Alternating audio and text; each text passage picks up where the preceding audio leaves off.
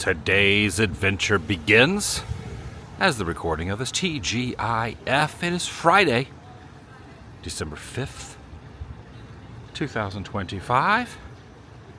Starting off at this church here in Malta, Malta, and I'm going to be traversing around the very small country of Malta, kind of going into some stories from 60 AD. A long time ago. Some biblical stories, and it should be interesting. And I'm starting off here because on this property is a painting that I showed the first day I arrived. I didn't really know what it was when I first looked at it, but now I know a little bit more, so I'm going to start off at that before grabbing an Uber to going other areas. Welcome, everyone. Adam the Woo here. One of the most famous shipwrecks in all of this country happened not too far from where I'm staying in the hotel, which is right next to this chapel, cathedral, church building, involving the Apostle Paul, and St. Luke was also with him, as well as 276 other people whose ship hit the shoreline, and they spent some time right here. In fact, Luke wrote about it. He wrote the Gospel of Luke in the Bible, and also Acts 27 and 28, is where the story could be told of what some of the spots I'm going to go to. And according to local legend, Luke, who was on that ship, who wrote Gospel of Luke and Acts, painted a painting that was in the cave, one of the original caves that they took shelter in after the shipwreck. And the painting was moved here to Malta, and it's located down below. I'm going to start off with that and then go to where the general vicinity of where the shipwreck happened. Join me. Got a lot of spots to hit. Shall you? Now keep in mind, I'm kind of just going off some slight research and certain things that I've taken from my youth, Bible study, and going to a Christian school, and my dad being a minister my whole life, a preacher's kid. I'm not an expert on any of this, so a lot of it I'm just kind of going off the cuff, off the seat of my pants, if you will. Also, I'd like to give a mention to my dad, who before I left town and said one of the spots on this international travels would be going to Malta, and he goes, "You really know what you should do? You should really get into and go to the spots of the shipwreck from Paul and Luke." So this one goes out to my dad. And if you do or do not believe all or some or even a portion of what is stated, of what I'm basing some of the stuff I've read on the spots I'm going to be going, that's fine too. It's still going to be some pretty interesting adventures today, so I appreciate you tagging along. But located in this courtyard, again, I stopped by here right off I got my plane the other day before I checked in my hotel, or right around the time I checked in my hotel, and right inside here is the artwork that it is said, some say, that St. Luke painted himself on the side of a cave. And I am just going to assume that this is not where the cave was, but they took the artwork and moved it into here. And this may be the closest I've ever been to today's episode of seeing stuff that is mentioned in the Bible up close and personal. I think, years ago into a Christian school and being homeschooled and taught passages from the Bible and growing up a preacher's kid, this will be the first time I've really kind of been in the same vicinity of some of those stories, so it's kind of neat.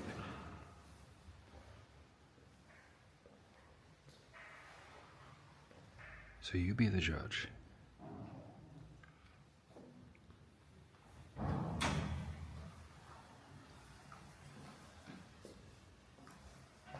Right there is the artwork. It said it was painted by St. Luke.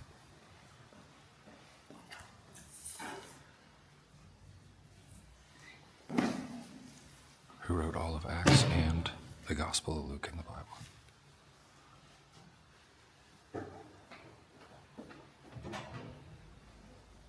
And if that's true, that is an amazing piece of artwork. That I will not deny. I did purchase an umbrella, which I'm probably going to need. Now I'm going to go from this point. I'm going to grab a ride share and head over to the spot where it is said the wreck took place. That was the church bell.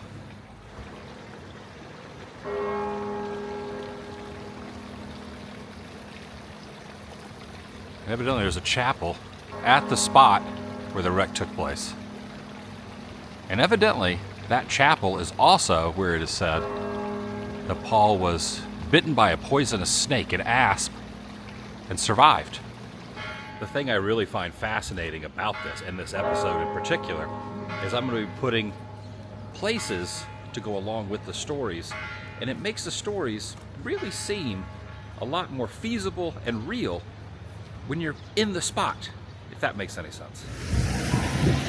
All right, I did not grab an Uber. I had to use a new car system, well, car rideshare system by the name of Bolt. I had to download it, my information in. Not a lot of Ubers around this area, but tons of Bolt. So I waited for a while and decided, you know, I don't think the Uber thing is going to work out. So this is the church here that is at the spot where the shipwreck happened. Right along, we got these boats over here, St. Paul's Bay, next to the Octopus Garden Diving Center. Right here, right off the Mediterranean Sea. St. Paul's Bay. So this is where the shipwreck was. And I believe off in the distance is St. Paul's Island. I'm gonna have to double check that, but here, this is St. Paul's Bay, and St. Paul's Island is right there. Now this is St. Paul's Shipwreck Church. There are a lot of buildings with Paul's name on it. There's a big cement truck that just went by. Basilicas with his name, cathedrals with his name. This is St. Paul's Chapel. Now take a look at this. This chapel stands on the site where tradition holds a Maltese lit a fire so that Paul and his companion could warm themselves up after the shipwreck. This is why it is known as the Shipwreck Chapel, and is also the chapel of the bonfire. Now I'm not seeing anything on here about this being the spot where he was bit by the snake, but some say it was, some say it wasn't. About 40 years later, in 1575, at this time in the 16th century, two noble Maltese families financed the rebuilding of the chapel. But this dates back to this spot from 60 AD, where a fire was lit so Paul and his companions, possibly Luke and others, could warm themselves up after the shipwreck.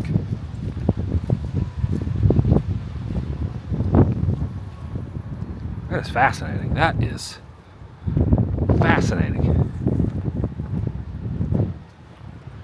Right over here next to this building, which is the Blue Seas Motel or accommodations. There is a lighthouse out here.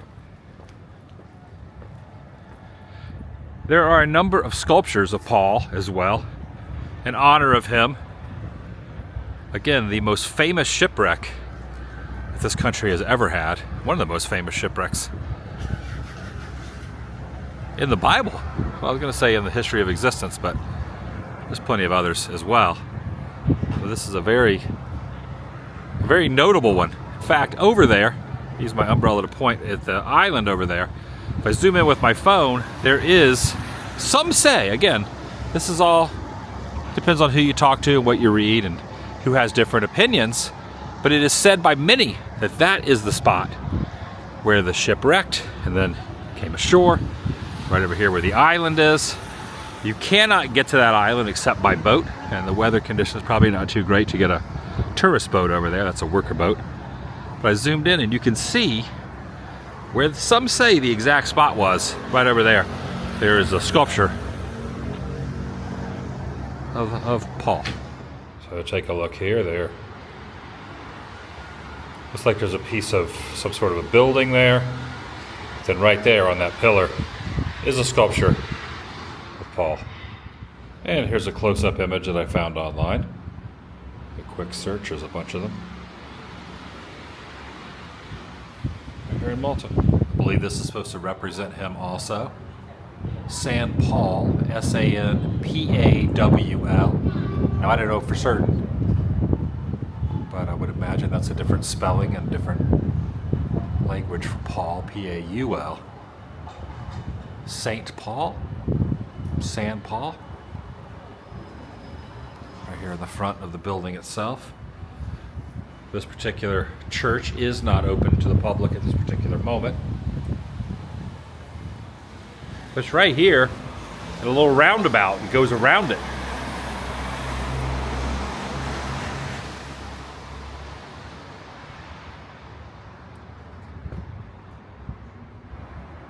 San Luca. Oh, that must be St. Luke. Yeah, that's got to be St. Luke, right? So you got St. Paul and St. Luke. St. Luke, who is responsible for the passages in the Bible, in Acts, talking about this happening. Oh, look. St. Paul's shipwreck on Malta. Acts of the Apostles 27 and 25. Acts 27:25. I have faith in God that it will be exactly as I have been told. We shall not have to run. We shall have to run on some island. After we had escaped, we then learned that the island was called Malta. The natives showed us unusual kindness. The people of the island who had diseases came and were cured. And when we sailed, they put on board whatever we needed, provided by the English-speaking parish. Right there. Written by this man, St. Luca. St. Luke. I'm assuming that's St. Luke. I would imagine. This is cool. This is very cool. Lots of other languages for the Bible verses as well. And there are these carvings, which could be representations of the shipwreck, or at least some of the events around the shipwreck.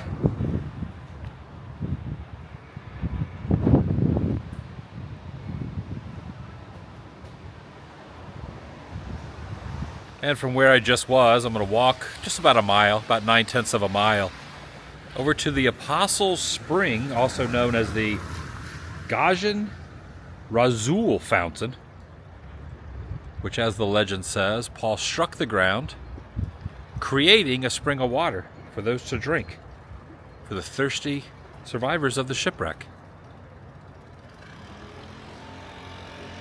And Razul, I was reading a little more, Razul, evidently the Phoenicians came up with that word, which means apostle. Thank the Phoenicians. Here's an artistic interpretation of the bonfire where the snake came out and bit him. Also reading some other accounts that church is the poisonous snake church as well, because the bonfire is where the snake came out of.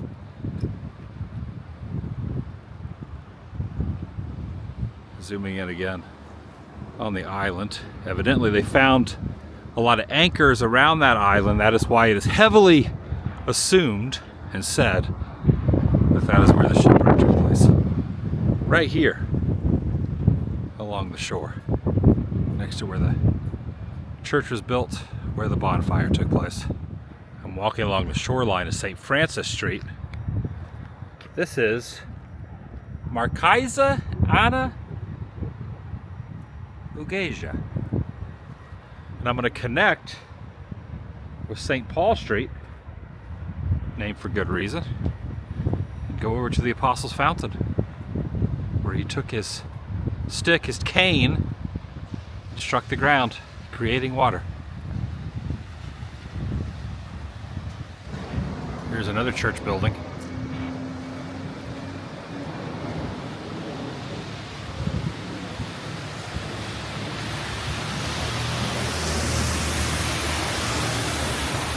Got the manger scene here, depicting the manger scene. Oh, here is Publius. Okay, I recognize that name from the stories. And here is Paul. Could this be Paul? Paulus? Yes, this name rings a serious bell. Publius. Which cathedral is this? Alright, I did recognize the name, but I had to look up who Publius was. He was a leading Roman official who gave Paul and his shipwrecked friends, or those who were on the shipwreck with him, Paul probably didn't know all of them, but gave them shelter and a place to stay for 3 full days. And by some accounts, it is said that Paul healed Publius's father, miraculously healed him.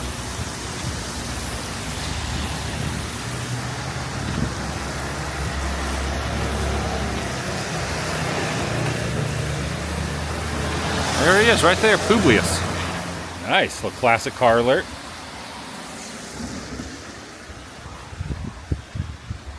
Bible stories coming to real life and real places. Walking right in them. It's definitely a rainy day. I had to purchase this little tiny umbrella to shield me from the elements.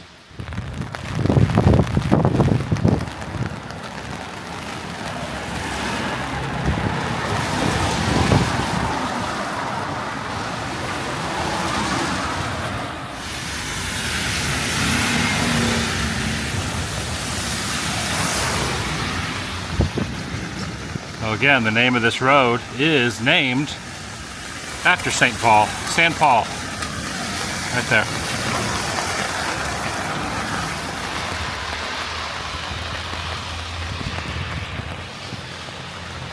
This rain is something else.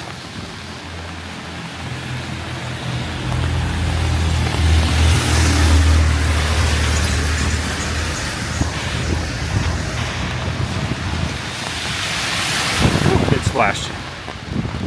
Small sidewalks, lots of puddles, splishing and splashing. And windy.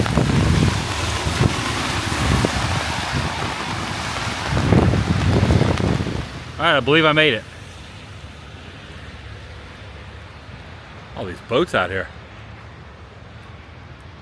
So evidently, the sculpture that is a top of the spring itself, Apostle Spring is what this is called. It was made in the 1700s. It should also be noted that the road expanded to make way for vehicles, passerbyers, workers, city buses. And this is not the original stop of where it was. This is a bus stop here now, but the spot of the Apostle Spring was moved just a little bit. A few feet from where it originally was. And it does not look like the spring is even working. It's full of trash. Some water that's been standing still for a while. You even see a couple little tadpoles down in there. And behind the sculpture, there's like a new apartment complex of some sort. You can see right there, all that was not originally there. It looks like he has his scepter, his rod, his stick, that as the story goes, he hit the ground and created water.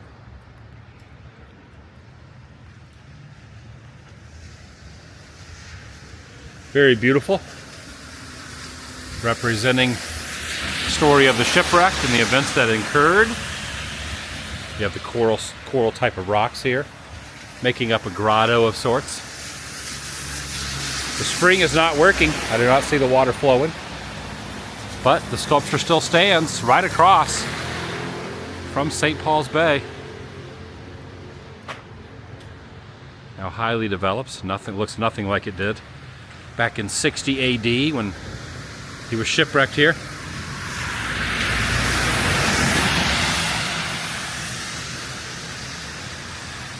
Very cool.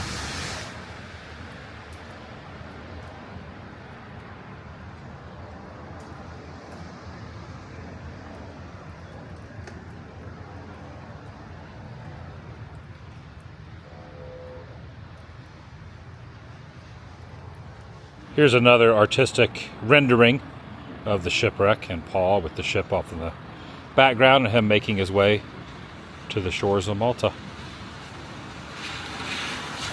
All right, from here I'm ordering another one of the bolts. I go over to San Paul Milqui, which evidently means St. Paul the Healer in Maltese.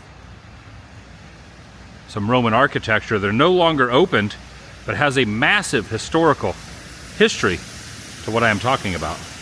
About 1.5 miles from here, and is where Publius, who I showed earlier, sheltered and let Paul and others stay at the what are now remains, Roman remains, but I'm going to go to the actual spot. And one thing about Malta, it'll rain pretty hard for a while, then it'll stop. Then it'll rain very hard for a while, and then it'll stop. The whole duration of my stay here, it's pretty much been raining on and off.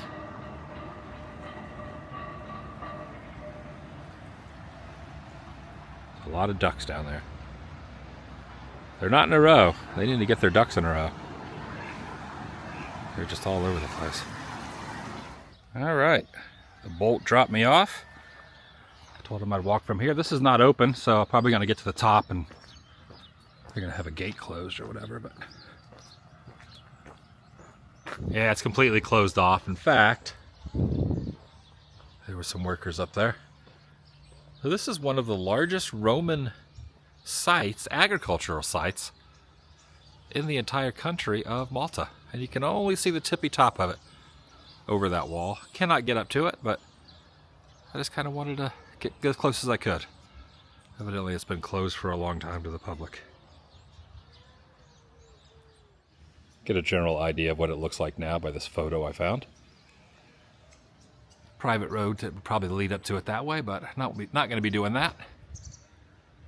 But that is where Paul and others stayed under Publius, if I'm pronouncing his name right. Gave them some accommodations up there at the top of the hillside for a short while. All right, I've ordered another one, and it's going to be here momentarily. Going to take me over to Rabat, R-A-B-A-T is the name of the area, the village, and a lot more Paul history. Let's keep it going. All right, I've arrived now at the Basilica of St. Paul, the Church of St. Paul. St. Paul's name is on a lot of different chapels, basilicas, churches, etc., basilicas around all of Malta, but especially in this general vicinity because of the wreck. And also located near here is a museum that has a little bit of history of the wreck and other things related to the descriptions of acts. And there's also the grotto of St. Paul. And right in front of the basilica, take a look, is what's it called, a Kugelball? One of these type of things. They have one of these at Disneyland. Also in front of a lot of Ripley's attractions, where you can guide it with your own hand. This is a smaller version.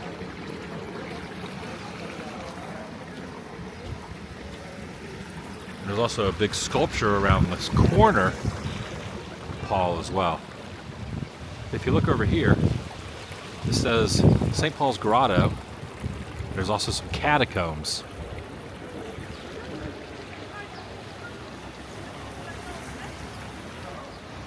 And evidently the grotto, which I think I can gain admission to it over there, or at least on this premises, the grotto, evidently, Paul lived and preached for 3 months from 60 AD, around 60 AD.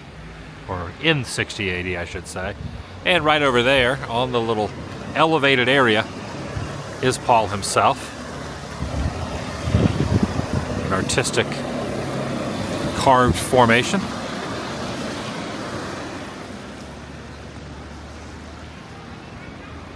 I would like to go into the catacombs, and I would like to go into that grotto. That would be really cool. The fact that you can go into the spot where he was, that would be pretty amazing to know that he was in that grotto for 3 months. All right, this is showing grotto and catacombs and museum this way. Get out of the elements a little bit, would be kind of nice. Maybe this is it. Ah, yes, here we go. Paul's Grotto and Catacombs entrance. Don't mind if I do. Don't mind if I do.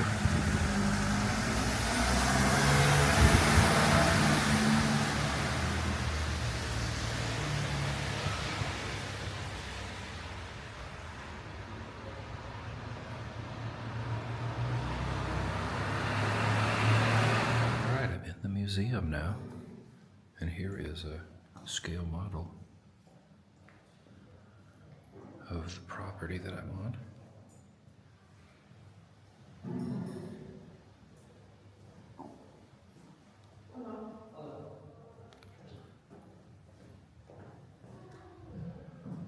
They were doing some construction over on the sculpture. There's a smaller version of it. There's some abbreviated stories on Paul and Malta. Paul arrived in Jerusalem when arrested in the temple to be judged. He was going to be judged by Caesar in Rome. Paul set sail to Italy along with a number of other prisoners. The weather was not favorable and the crew had to change the ship and plan a different route along the journey. Conditions worsened, and the captain ignored Paul's advice to plan a different route. The crew spent 14 days in stormy weather with little food. An angel appeared to Paul and informed him all passengers on the crew and ship would survive, but the ship would be wrecked and they would have to stop at an island. Sure enough, the time came and the ship hit a shoal and began to sink. The prisoners and crew jumped in the sea, swam to land. Quote, "We then learned the island was called Malta.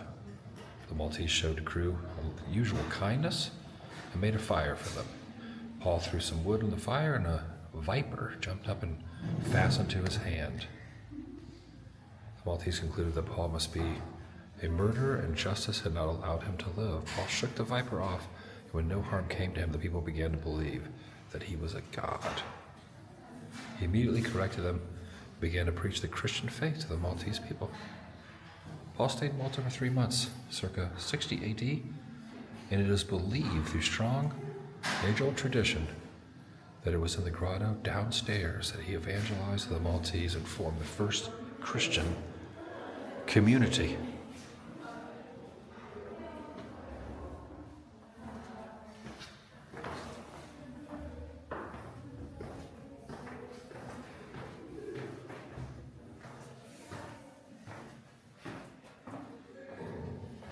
This is absolutely amazing.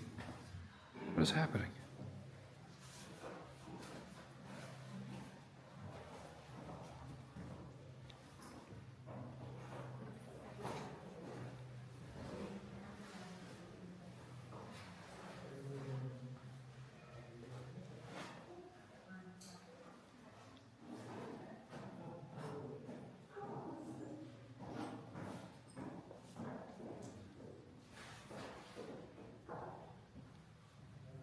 The old inscriptions up on the side of the wall as well.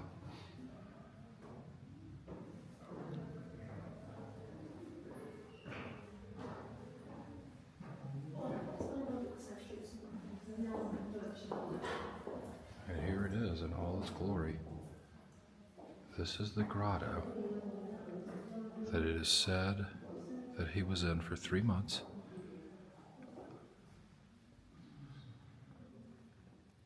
Preaching to the Maltese.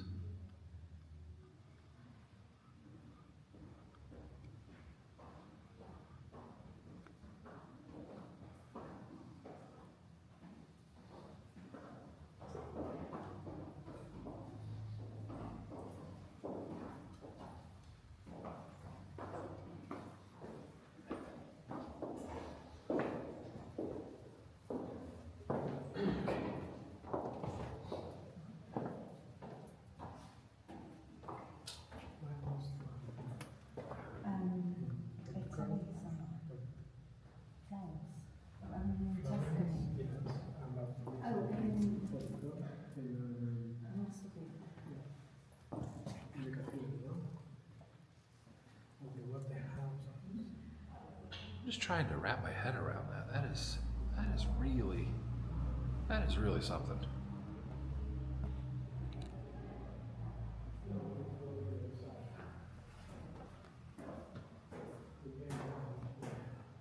This little cave right here. Now a grotto.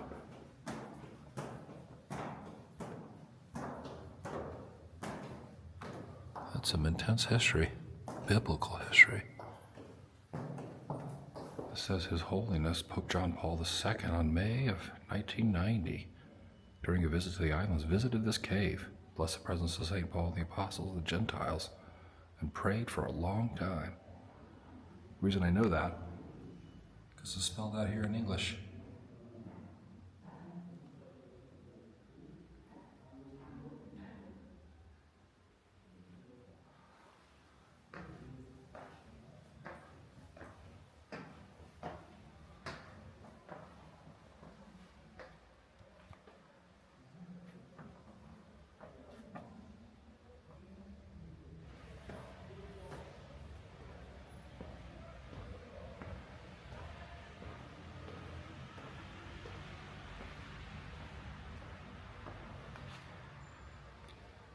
All right, going into the catacombs now, the main catacomb site.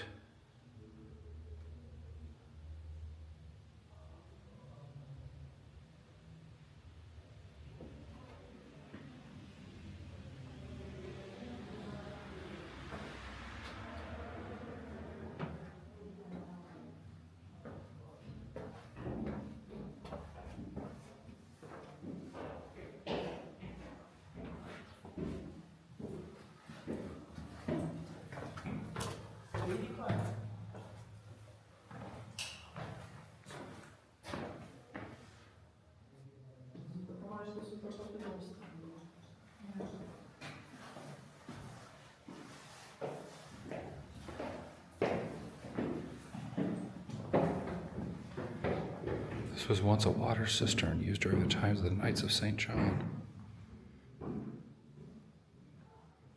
If you look up, you can see various apertures to the well. Individual rooms were dug out by hand.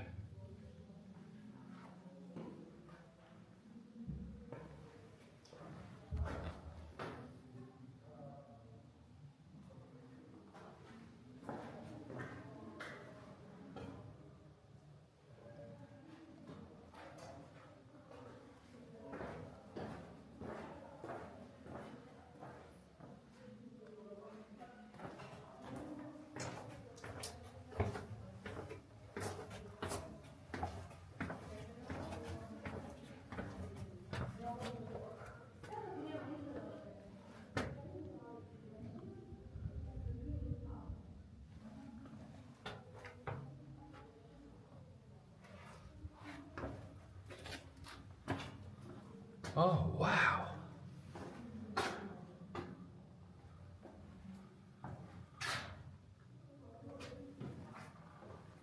All kind of passageways out here, corridors, catacombs.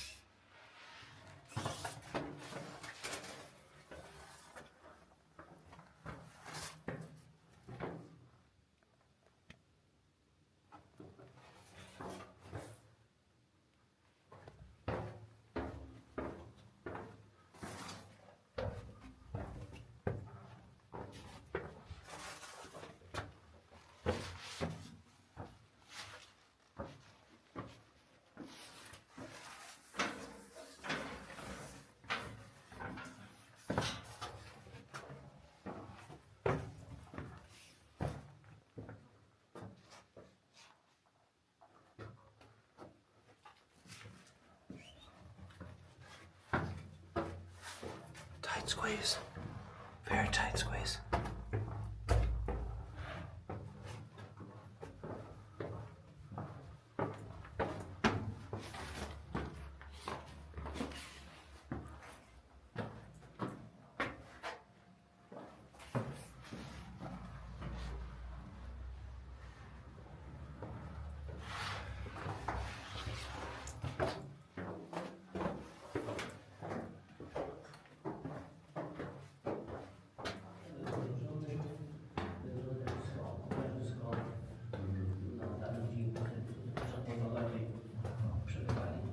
Medallion of St. Paul. This was carved in 1530.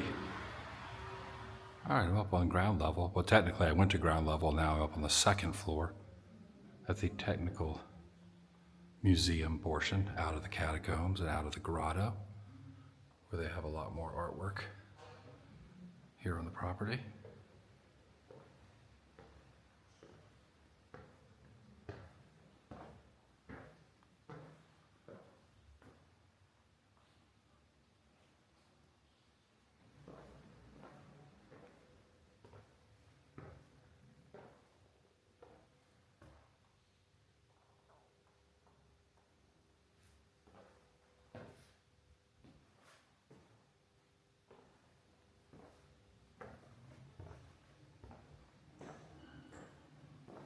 I've seen a lot of good stuff today. I didn't really know what I was going to find. So you just go out and start doing it. And obviously I'm not going to cover every sculpture and every piece and every place named after St. Paul, but I'm hitting some key spots I wanted to see today.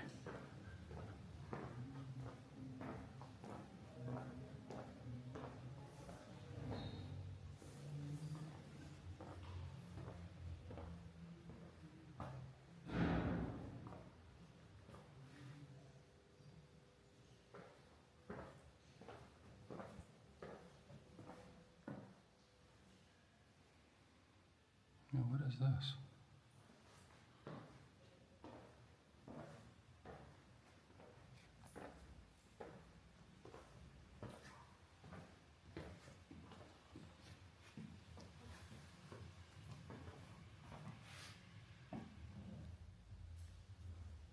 St. John the Baptist, an artistic representation of him.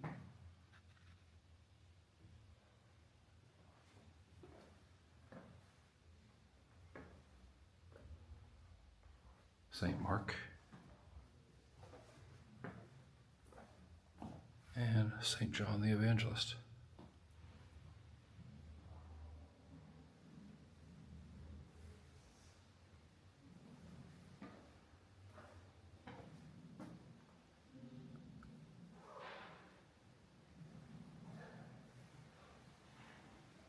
St. Peter at Prayer is the name of this one. Painted back in the 1600s.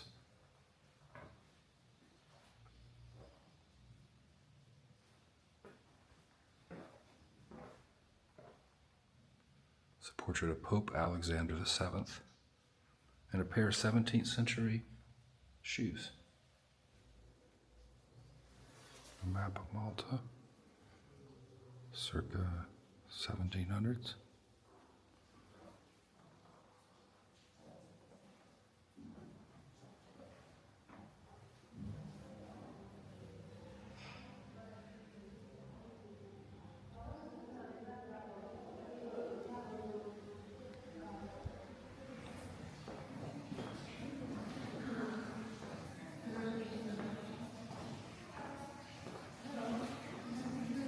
I don't know, really, when it comes to the story of Paul and the shipwreck, I don't know if there's any other spots that really be as meaningful as the pivotal ones that I found.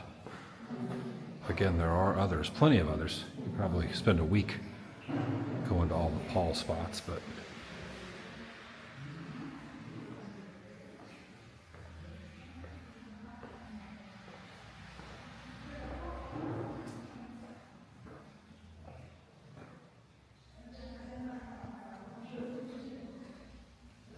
an incredible amount of sculptures representing him, including this one. Oh, wow. Is that a coffin or a bed? Oh, this is a funeral room.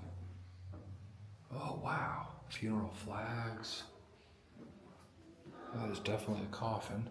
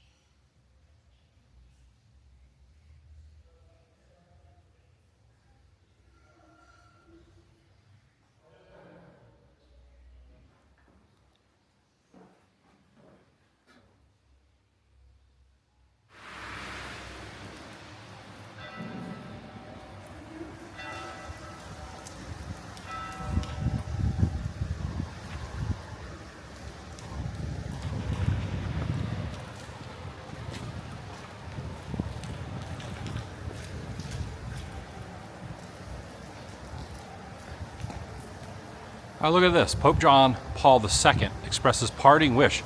Beloved people of Malta, earlier today, at Rabat, I was privileged to spend a few moments in silent prayer at the ancient grotto, venerated as St. Paul's dwelling during his stay in Malta. In that holy place, I give thanks to God for the rich harvest of faith and good works which he has brought forth upon you since the apostle of the Gentiles first proclaimed the gospel of Jesus Christ to your forebears.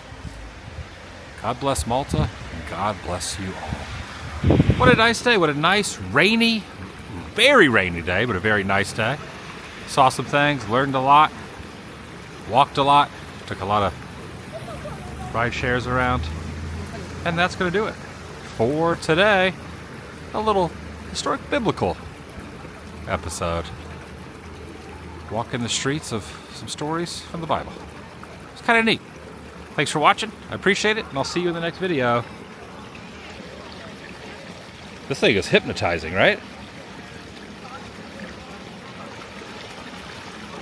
Or nauseating, one of the two. Thanks for watching. The vlog is over.